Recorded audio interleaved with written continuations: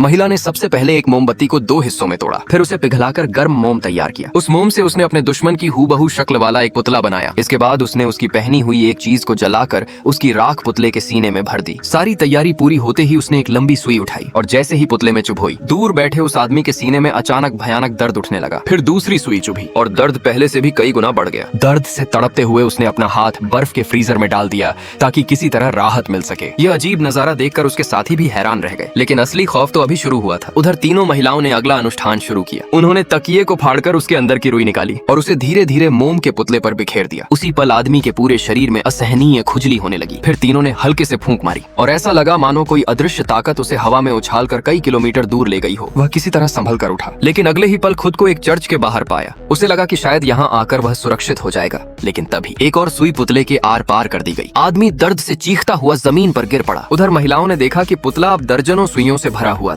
उन्हें लगा कि अब खतरा टल गया है, लेकिन तभी जिस आदमी को वे खत्म समझ चुकी थीं, वह फिर से खड़ा हो गया। इतना ही नहीं, उसे यह भी पता चल गया कि उसके पीछे कौन है। वह अपने जख्मी शरीर को घसीटते हुए सीधे उनके घर की ओर बढ़ने लगा। जब तक तीनों महिलाओं को इसका एहसास हुआ, तब तक वह दहाड़ते हुए उनकी जान लेने पहुंच चुका था। तीनों डर के मारे भाग खड़ी हुई। आखिरी उम्मीद के तौर पर श्याओमेई ने मोम का पुतला उठाया और पूरी ताकत से उसे पीछे फेंक दिया। हैरानी की बात यह थी कि वह आदमी भी उसी दिशा में जा गिरा। मौका मिलते ही दूसरी महिला ने पुतले को उठाया और पूरी ताकत से जमीन पर पटक कर चकनाचूर कर दिया। अगले ही पल घर के बाहर अचानक सन्नाटा छा गया। उन्हें लगा कि सब खत्म हो चुका है, लेकिन तभी पूरा घर जोर जोर से कांपने लगा और ऐसा महसूस हुआ मानो कोई भयानक ताकत अब भी बाहर उनका इंतजार कर रही हो।